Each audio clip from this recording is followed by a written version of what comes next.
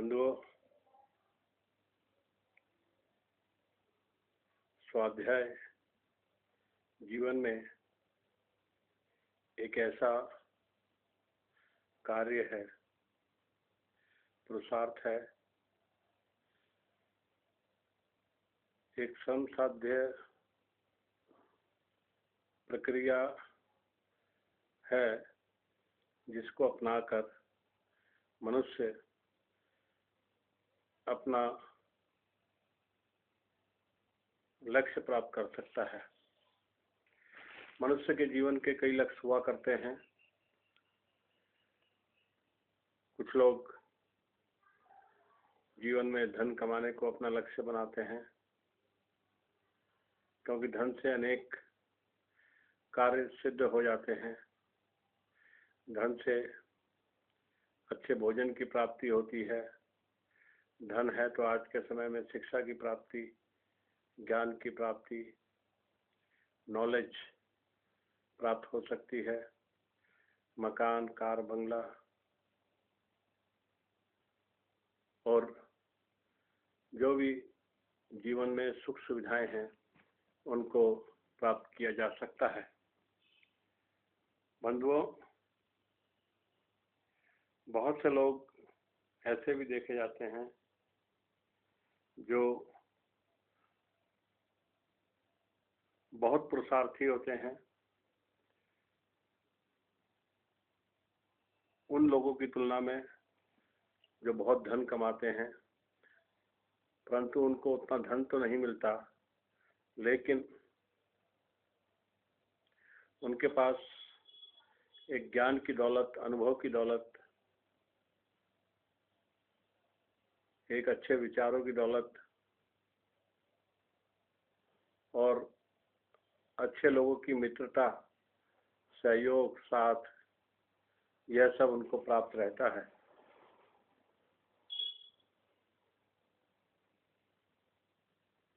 तो बंधुओं,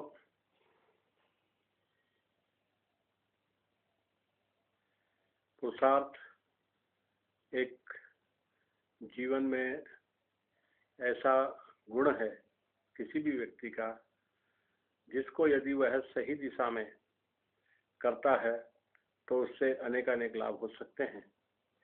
स्वाध्याय के लिए भी पुरुषार्थ करना पड़ता है। अपने मन को एकाग्र करना पड़ता है। विषयों से और जो सुख भोगने की इच्छाएं हैं उनसे दूर करके, उनको हटाकर जो स्वाध्याय का विषय है उस पर लगाना पड़ता है। और स्वाध्याय करते हुए जिस ग्रंथ को या पुस्तक को पढ़ रहे हैं उसके एक एक शब्द को, पूरे वाक्य को, पूरा मन उस पर फोकस केंद्रित करना पड़ता है। उसमें जो अर्थ है, भाव है, उसको पूरी तरह से हृदयंगम करना पड़ता है, आत्मसात करना पड़ता है और उसको करते हुए आगे बढ़ते हैं। पूरा ध्यान इष्ट विषय पर रखते हुए आगे चलते हैं। धीरे धीरे कोई बात बहुत गंभीर हो जाती, कोई वाक्य बहुत कठिन और जटिल सा प्रतीत होता है, तो उसको एकाधिक बार पढ़कर उसका तात्पर्य समझना होता है। उसमें जो शब्दार्थ संबंध हैं, उसमें जो रहस्य एक प्रकार से छुपा हुआ है, अविदित सा हो रहा है, उसको पूरा ध्यान केंद्रित कर, मन को केंद्रित कर जानना पड़ता है और आगे बढ़ता है। इस प्रकार से जब हम स्वाध्याय करते हैं तो हमें अनेक मूल्यवान रत्न कह सकते हैं स्वाध्याय से प्राप्त होते हैं। हम अनेक विषयों के ज्ञाता हो जाते हैं और जो विषय कभी बहुत ही कठिन और जटिल प्रतीत होते थे उसमें हमारी सहज गति हो जाती है। वो हमें बड़े पारदर्शी विषय प्रतीत होने लगते हैं और वो कठिनता और जटिलता समाप्त हो जाती है। स्वाध्याय यद्यपि एक रूढ़ शब्द हो गया है, जिसका प्रयोग मनुष्य किसी भी विषय के पर ग्रंथ के अध्ययन को कह सकते हैं, परंतु स्व अध्याय, स्व माने स्वयं का, अध्याय माने अध्ययन करना स्वाध्याय कहलाता है। यदि हम अपने बारे में चिंतन करते हैं, विचार करते हैं, ऋषि मुनियों के, बड़े बड़े महर्षियों के, बड़े बड़े विद्वानों के ग्रंथों को पढ़ते हैं, तो उससे हमें अपने स्वयं के व्यक्तित्व का, एग्जिस्टेंस का, सत्ता का, उसके स्वरूप का, उसके गुणों का और उसकी जो विभिन्न क्रियाएं हैं, व्यवहार हैं, उन सब का भी हमें ज्ञान प्राप्त होता है और अधिकाधिक स्वाध्याय से वह स्थिरता को प्राप्त होता है। तो बंधुओं, स्वाध्याय चिंतन मनन को भी कहते हैं और अच्छे ग्रंथों को पढ़ने को भी स्वाध्याय कहते हैं। स्वाध्याय, बहुत से लोग हैं जो बुरे पुस्तकों को पढ़ते हैं जिसमें बुरे विचार होते हैं और फिर वह बुरे विचारों से बुरे बुरे काम करते हैं। तो हमेशा इस बात का ध्यान रखना चाहिए कि हम जिस ग्रंथ का भी अध्ययन कर रहे हैं, स्वाध्याय कर रहे हैं, जिस विषय का अध्ययन कर रहे हैं, उस ग्रंथ के लेखक बहुत ही विद्वान, सच्चरित, सज्जन, प्रतिष्ठित विद्वान होने चाहिए। अगर वह ऋषि मुनियों का ग्रंथ है या परमात्मा के वेद हैं या उन पर हमारे ऋषि मुनियों के और बड़े बड़े विद्वानों के भाष्य हैं, तो ऐसे ग्रंथों का मुख्य रूप से अध्ययन करना चाहिए। स्वाध्याय में जो प्रमुख ग्रंथ हैं, आज की तारीख में जो सरल तरीके से बहुत अधिक ज्ञान प्राप्त किया जा सकता है, जिसमें ईश्वर का, जीवात्मा का, प्रकृति का, कारण और कार्य प्रकृति दोनों का हम ज्ञान प्राप्त कर सकते हैं, उसके लिए सर्वोत्कृष्ट, अनुपम, गागर में सागर अगर कोई ग्रंथ है तो हम उसे कह सकते हैं कि वह ग्रंथ सत्यार्थ प्रकाश है, जिसे महर्षि दयानंद सरस्वती ने सन 1875 में लिखा था और जो आज भी आर्य समाजों में और आर्य पुस्तक विक्रेताओं से, प्रकाशकों से प्राप्त किया जा सकता है। बंधुओं, स्वाध्याय से स्वयं को तो जानते ही हैं, ईश्वर को भी जानते हैं और प्रकृति को जान लेते हैं। इसके अलावा केवल इनके सत्तात्मक ज्ञान और स्वरूप के ज्ञान से काम नहीं चलता और आगे बढ़कर यह भी ज्ञान प्राप्त होता है स्वाध्याय से कि मनुष्य का, जीवात्मा का उद्देश्य क्या है, लक्ष्य क्या है और वह लक्ष्य कैसे प्राप्त किया जा सकता है, उसके लिए किस प्रकार पुरुषार्थ करना है, साधना करनी है, स्तुति, प्रार्थना और उपासना करनी है, योग, ध्यान और समाधि किस प्रकार से लगानी है जिससे वह लक्ष्य पूरा हो सके। तो बंधुओं, स्वाध्याय से हमें जीवन का उद्देश्य और लक्ष्य की का ज्ञान होता है और उसकी प्राप्ति के लिए जो पुरुषार्थ और साधना करनी होती है, उसका भी हमें ज्ञान प्राप्त होता है। तो हमें अच्छे ग्रंथों का स्वाध्याय करना चाहिए और जो आजकल विभिन्न गुरुडम चला रखा है, गुरु बन रखे हैं, इनसे बचना चाहिए, क्योंकि प्राय देखा गया है कि गुरुओं की प्रवृत्ति अपनी शिष्य संख्या, अपने अनुयायियों की संख्या बढ़ाने में अधिक होती है।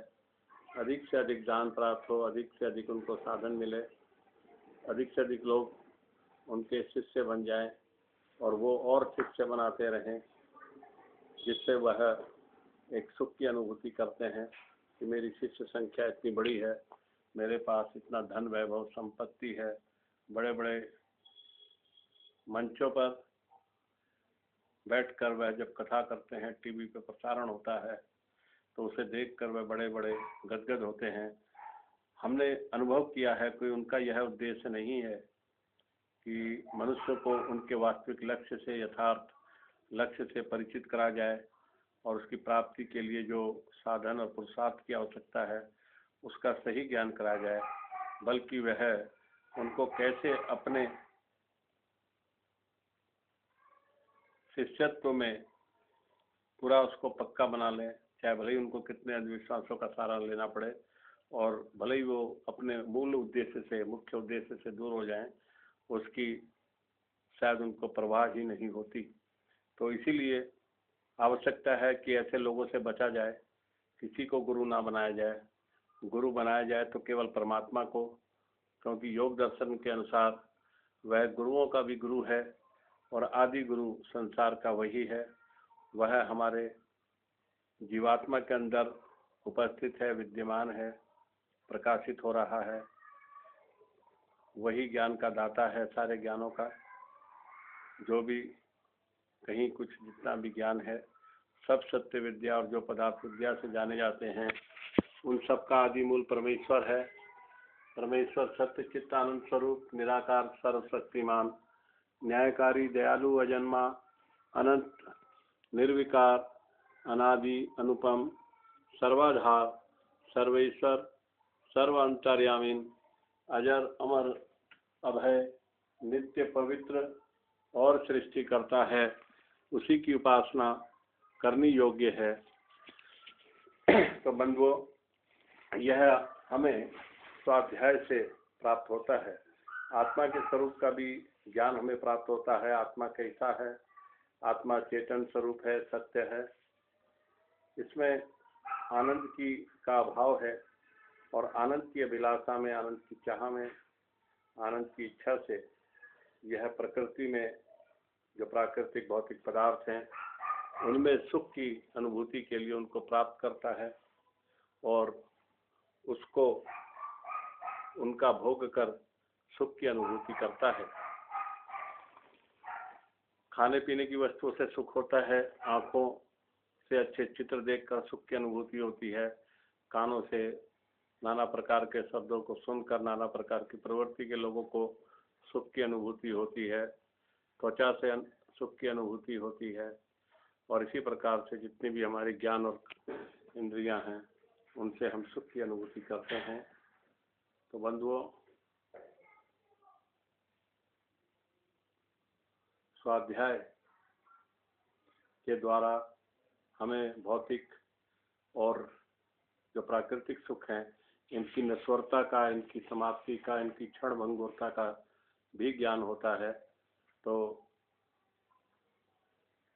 उस स्वाध्याय से जो हमें ज्ञान होता है, ईश्वर नित्य है, सदा रहने वाला है, सदा से हमारे साथ है, हम भी और वह भी सदा से एक साथ हैं, सदा रहेंगे। तो उसको जानकर, उसकी उपासना से उसके अंदर जो आनंद है उसको साधना के द्वारा, पुरुषार्थ के द्वारा प्राप्त कर, उससे प्राप्त कर ईश्वर जब वह देगा, जब प्रसन्न होगा, जब वो हमारी भक्ति से, हमारी उपासना से कृत्य होगा, तभी हमको उसका आनंद प्राप्त होगा और हम अपने जीवन का लक्ष्य दुखों की निवृत्ति और आनंद का अनुभव आत्मा के द्वारा जब प्राप्त होगा तो वह जीवन हमारा जो लक्ष्य प्राप्ति का स्थान है, लक्ष्य प्राप्ति होगी।